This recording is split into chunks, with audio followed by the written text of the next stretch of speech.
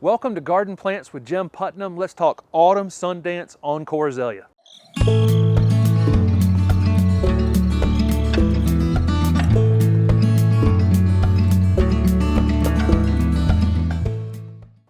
So this is Autumn Sundance Encore Azalea. This is an evergreen shrub.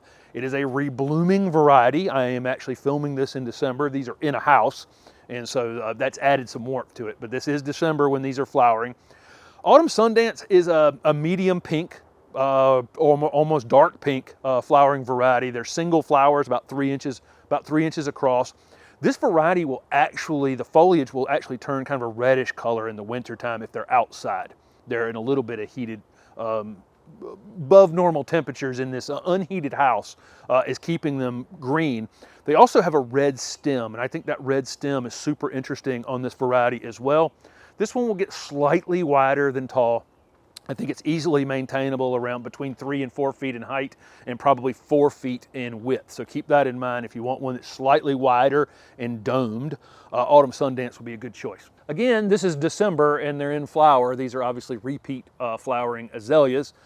These, once they settle in to your landscape, they'll kind of pick a pattern. That's what I've learned about Encore azaleas. Some of them will bloom 2 times a year, some of them will bloom 3 times a year.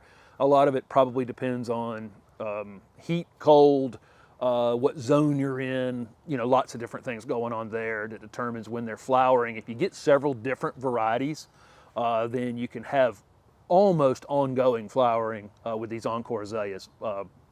They'll almost all bloom in that springtime and that fall time, and then different timings during their summer flowering. These are going to be hardy in zone 6 to 10. Some of the Encores are hardy in 7 to 10. Some of them are hardy in 6 to 10. So if you're in zone 6, be sure to look for that particular, particular thing. But Sundance would be a great choice up in zone 6. Encore azaleas require a little more sun than traditional azaleas. We've always thought of traditional evergreen azaleas as part shade or shade plants. These need 4 to 6 hours of direct sun. They perform much better, stay much fuller, and bloom a lot more with a little more sun than traditional azaleas. So these low doming evergreen shrubs like Autumn Sundance work great in groups of 3s or 5s or 7s to make a big statement. They also look great, just one of a kind, in a foundation planting.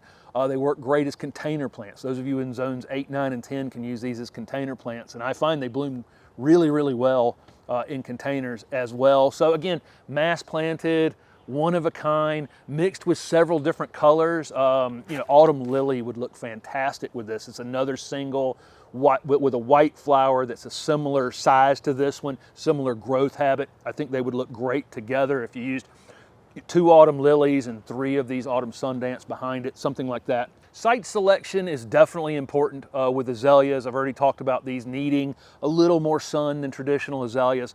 The other thing they need is to not be in an area that stays abnormally wet. And so if you have a spot that you think stays wet between rains and waterings, it's probably not a great idea for an azalea. If you have a spot that, again, drains well, that's great. I always mound my azaleas up just a little bit in our clay soils here in central North Carolina. That's always worked well for me. As long as they dry out between waterings, they're pretty happy. Not a heck of a lot of maintenance to do on these. They can be pruned heavily after their spring flowering if you need to reset them, or pretty much any time you have a limb that's sticking up above the rest, that can be pruned off any day you wanted to do that. Not an issue. I will fertilize these in the late winter. Some people say to wait until after spring flowering on azaleas to fertilize them. I've never seen any difference, and I just use an organic fertilizer in late February, early March. Works well for me.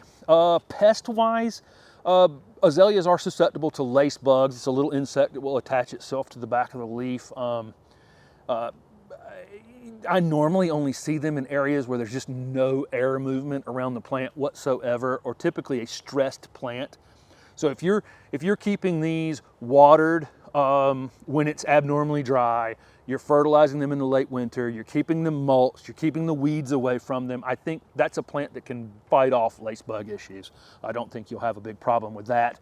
And then deer do eat azaleas. And so if you have deer issues, you either want to use these up around a foundation or as a container plant, not out in the general landscape where the deer can get to them. But Autumn Sundance is one of my absolute favorites. 3-inch pink flowers. They match almost anything, any place you'd want to put them. Love the winter red foliage on this one. Love the red stems on this one. Autumn Sundance, Encore Azalea. Thanks for watching.